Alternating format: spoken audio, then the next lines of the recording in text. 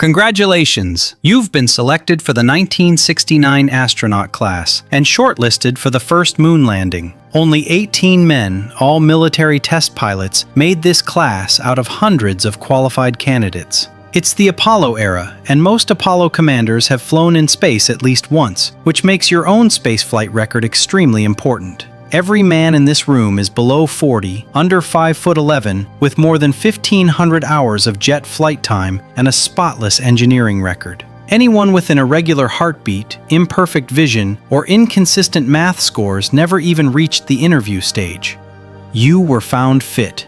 Your selection isn't the end, it's only the beginning. You're still evaluated for how your body and brain behave under stress, deprivation, and isolation. NASA needs to know if you can stay functional during any emergency scenario. You sit in an isolation chamber, a steel cylinder about 12 feet wide and 8 feet tall, for hours while sensors track your heartbeat. Any sign of anxiety or hallucination is an instant red flag. You undergo oxygen deprivation tests, solve math under low O2. A centrifuge pushes you to 7G when your body feels like it weighs half a ton, and doctors record how long you stay conscious. Psychologists evaluate your ability to follow long checklists without losing concentration. NASA isn't looking for the bravest man. They're looking for the one whose performance remains reliable under every measurable stress. You're not assigned to a mission yet. NASA's still deciding whether you're even worth training. Selected candidates undergo training lasting approximately 2 years, and you know it is very expensive. NASA's investment in the 1960s per lunar qualified astronaut runs into hundreds of millions to over $1 billion before they even launch. You're constantly competing against other test pilots at the absolute top of their field. These are the best pilots in the US, and all of them want the same assignment. Only a tiny number will ever command or pilot a moon mission. You finally clear the evaluations. Out of the entire astronaut class, only a dozen men are selected alongside you. You are split into teams, each preparing for a different potential mission. Not assigned to a specific crew yet, just officially in the pipeline for Apollo flight readiness. Training starts in simulators. Every system of the command module and lunar module exists as a full-scale mock-up, wired to fail on purpose. Instructors trigger engine warnings, electrical faults, attitude control failures, and computer restarts. If you react too slowly, the simulator kills you and resets the scenario. Most candidates fail repeatedly. That's the point. You practice manual navigation with nothing but a sextant and the stars, because if the onboard computer fails during the mission, you still need to calculate your burn timing yourself. The Apollo guidance computer is reliable, but it has less processing power than a modern calculator. It depends on you to make the right choices. You rehearse docking procedures until the angles, rates, and distances become instinctive. A single mistake during docking can tear spacecrafts apart, so the training demands millimeter-level precision. Emergency drills are constant. You practice fire suppression, cabin depressurization, and rapid suit pressurization in seconds. In one drill, you must seal your helmet and switch to suit oxygen before the cabin pressure hits a critical low. Slow candidates don't advance. You're also trained for the possibility of landing far off course after re-entry. Water survival takes place in full flight suits inside a capsule mock-up dropped into the Gulf of Mexico. Desert survival teaches you how to ration water, build shelter, and navigate with minimal equipment. If your capsule lands off target, recovery may take days. Geology becomes mandatory because the moon landing is a scientific mission, not a photo opportunity. You spend weeks in volcanic fields and impact crater analog sites, learning how to identify basalt, breccia, and anorthosite, rocks the moon is expected to contain in abundance. You rehearse how to describe terrain, select valuable samples, and document their positions precisely. Surface time on the moon is limited, so every minute must produce scientific data. You study the lunar module's ascent engine extensively because it has no backup. If it fails to ignite on the moon, you stay on the moon.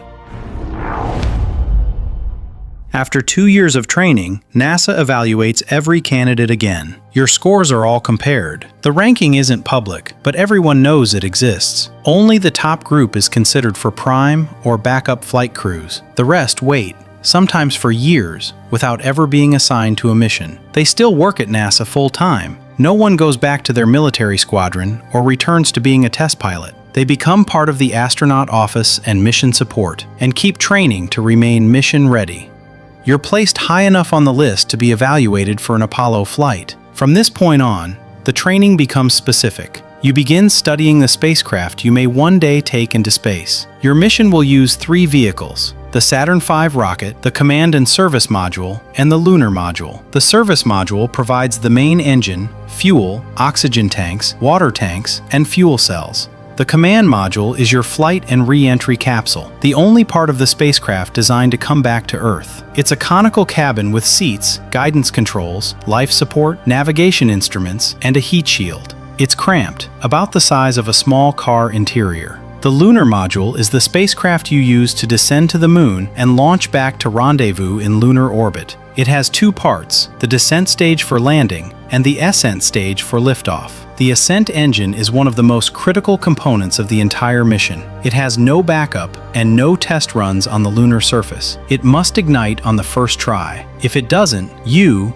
yet again, stay on the Moon. The lunar module skin is incredibly thin, in some areas only a few layers of aluminum foil. Every system in the Apollo spacecraft is state-of-the-art for the 1960s, but state-of-the-art still means analog switches, hand-wired circuits, and guidance computers with less memory than a basic calculator. You're officially selected as the commander of an Apollo mission. The announcement is direct. Your name is placed on the prime crew roster, alongside your Command Module pilot and Lunar Module pilot. Commanders are chosen from astronauts who have already flown in space and demonstrated perfect performance across 2 years of simulator, docking, and emergency drill evaluations. Once you're assigned, the training narrows to a single vector, preparing for launch on the Saturn V. On the launch morning, you finally take your seat in the left couch of the Command Module. The countdown reaches the final minutes as the Saturn V beneath you is loaded with more than 2,700 tons of liquid oxygen and fuel. The entire rocket creaks as it thermally expands. Your checklist is complete. At T0, the 5 engines ignite. You don't move at first. The guidance computer verifies thrust levels for a fraction of a second. Then, the hold-down arms release, and the Saturn V starts to rise. The vibration begins immediately. At liftoff, the acceleration is modest, around 1.1 g, but the acoustic energy is extreme. The F1 engines produce more than 160 decibels at the pad. It feels like a construction hammer running through the structure, through the couch, and up your spine. The first stage pushes the 110-meter rocket upward slowly, then faster as it burns off mass. The acceleration rises steadily. By the end of the burn, you're pressed into your couch with nearly 4 g. Lifting your arms is difficult. The burning time is 2 minutes and 41 seconds. Then, at shutdown, the engines cut instantly. You feel a sudden drop in pressure, then several quiet clunks of the Stage 1 separation. For a moment, you're weightless. Through the small triangular windows, you see the sky go from deep blue to black, not gradually, but in a single transition. The Earth's horizon is beneath you. The separation shock is brief but unmistakable. Explosive bolts fire, retro rockets push the empty first stage away, and Stage 2 ignites. The transition from 0G to several G happens in seconds, slamming you back into the couch. The autopilot handles most of it, but you're ready to switch modes manually. By the end of the 6-minute burn, you're above 100 kilometers, moving faster than 15,000 kilometers per hour. Another engine cut off, another moment of silence. The second stage falls away, and the Stage 3 ignites. This burn completes your path to orbit, and has to be 2 minutes, 30 seconds. It's critical. If thrust is too low by even a few percent, you won't reach stable orbit. The spacecraft will fall back into the atmosphere on an uncontrolled trajectory. You re-enter in the wrong attitude, at the wrong angle, without preparation, and the capsule and crew would not survive the heating. At cutoff, you're officially in low Earth orbit, roughly 190 kilometers above the planet. The entire ascent took just under 12 minutes from engine start to orbit insertion. You unstrap for the first time. Objects float. The violent ride is over, but the mission hasn't started yet. The Saturn V's third stage still holds the burn that will send you to the moon. You've spent years preparing for this moment. Everything from here on depends on precision and your ability to react fast. You are inside the spacecraft, powered by 1960s analog electronics. You're in Earth orbit for about 2 hours while the spacecraft and guidance systems are checked. Then the third stage ignites again for the trans-lunar injection, a single continuous burn lasting around 6 minutes. When it shuts down, you're no longer in Earth orbit. You're on a trajectory that intersects the moon's gravity in roughly 3 days. There is no turning around. Outside Earth's magnetic field, radiation levels rise immediately. From that point on, you're exposed to cosmic rays and solar particles with only aluminum walls a few millimeters thick. A major solar flare during transit would be life-threatening. Apollo crew depends entirely on timing and luck that no large solar event occurs. The card module is about the size of a small car interior and a narrow tunnel to the lunar module. You float or you strap yourself to the wall to sleep. Air is recycled through lithium hydroxide canisters. If the scrubbing rate of CO2 drops or a canister fails, cognitive performance declines within minutes. Temperature is controlled by a mix of insulation, radiators, and water evaporation cooling. If thermal control fails, the cabin can drift toward dangerous heat or cold. Food comes in sealed pouches, thermostabilized or freeze-dried meals that you rehydrate with a water gun. No crumbs are allowed. Anything floating can clog filters or instruments. There's no toilet. Waste collection uses bags, adhesive collars, and disinfectant chemicals. Urine is stored in separate containers. Crew members sleep in shifts, so someone is always alert. Every day you perform mid-course correction checks, small engine burns designed to keep your trajectory inside a narrow corridor. If the orientation is even a few degrees off during a burn, you could miss the moon entirely or strike it at the wrong angle.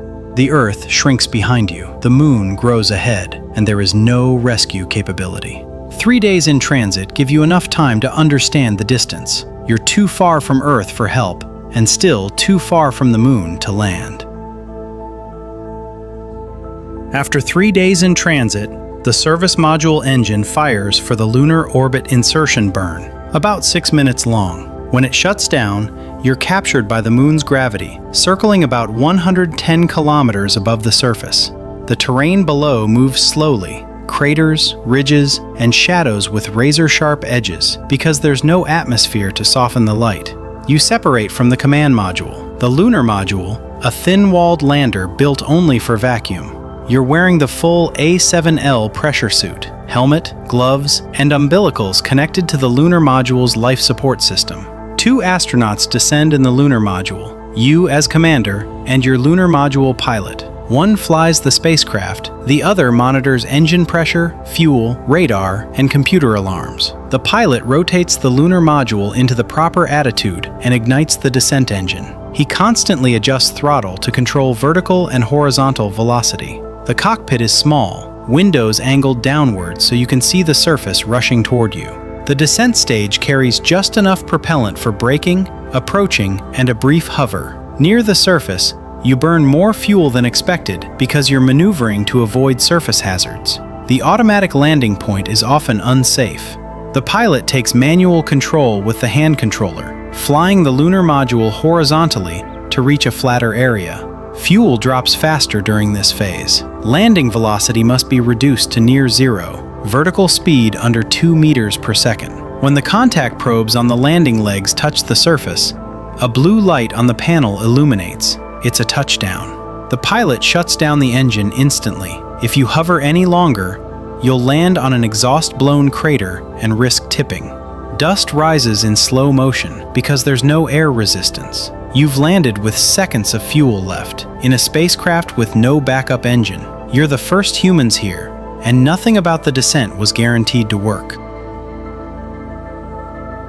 The minutes after landing aren't for celebration. You and your lunar module pilot run through a checklist confirming engine shutdown, cabin pressure, landing gear status. One mistake could prevent ascent later. You begin preparing for EVA. You're already in your pressure suit, but now you attach the backpack, the portable life support system.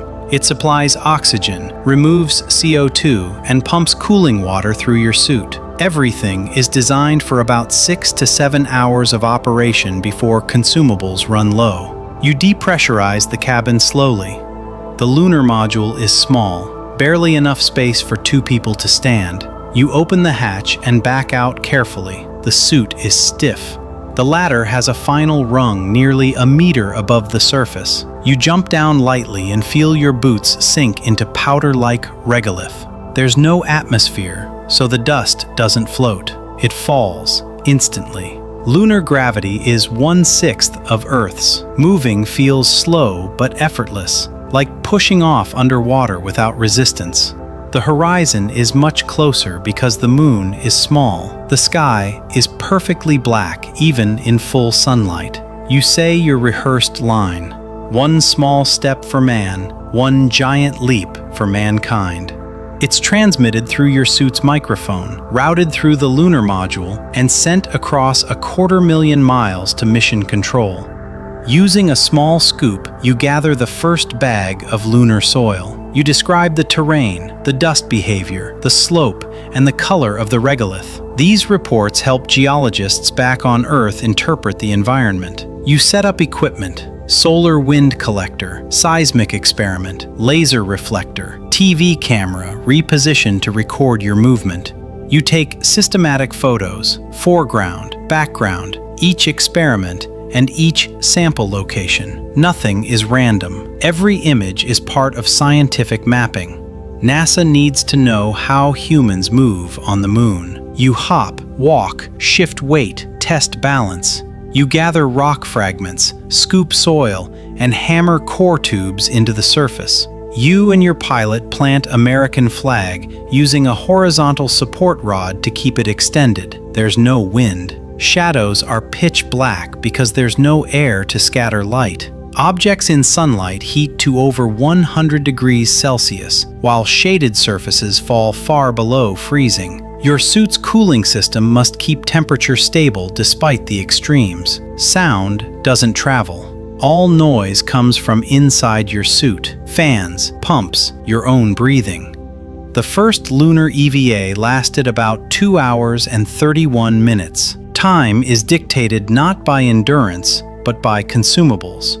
You climb the ladder carefully, and once inside, repressurize the cabin, remove the backpack, stow the samples, and prepare the lunar module for the ascent stage. The most critical engine of your life still has to ignite to get you home.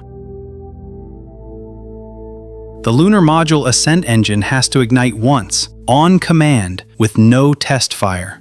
It has no duplicate and no restart capability. If it fails, you stay. You run the checklist, and when everything reads green, you hit the button. The ascent engine produces only about 16,000 newtons of thrust, barely enough to lift the upper stage. The lunar module shudders, and you rise on a silent flame you can't see. You pitch over and watch the surface fall away. You're climbing toward orbital velocity in a spacecraft with paper-thin walls and no atmospheric lift. Pure thrust, pure timing. The command module pilot has been orbiting alone for over a day. Your job is to find him across thousands of kilometers of empty space. The guidance computer calculates your intercept burns. You verify the numbers manually. If your burn timing is off by seconds, you miss the orbit plane entirely. You'd have to repeat cycles until fuel runs out.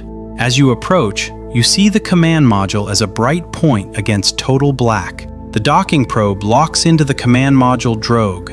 Once the crew transfers back to the command module and seals the hatch, you jettison the ascent stage. It drifts away until it eventually crashes into the lunar surface. To come home, the service module engine must perform the trans-Earth injection burn.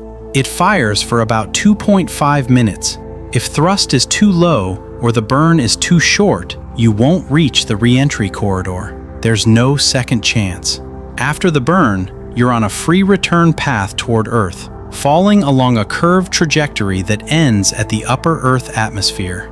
The trip back to Earth lasts about 3 days. Inside the command module, you run routine systems checks every few hours. Consumables such as oxygen are limited, so every reading matters. You perform mid-course corrections if the trajectory drifts. Even a small orientation error can push you outside the re-entry corridor. Food, sleep, and movement follow strict rotation. The cabin is still the size of a small car, and 3 people share it with no privacy.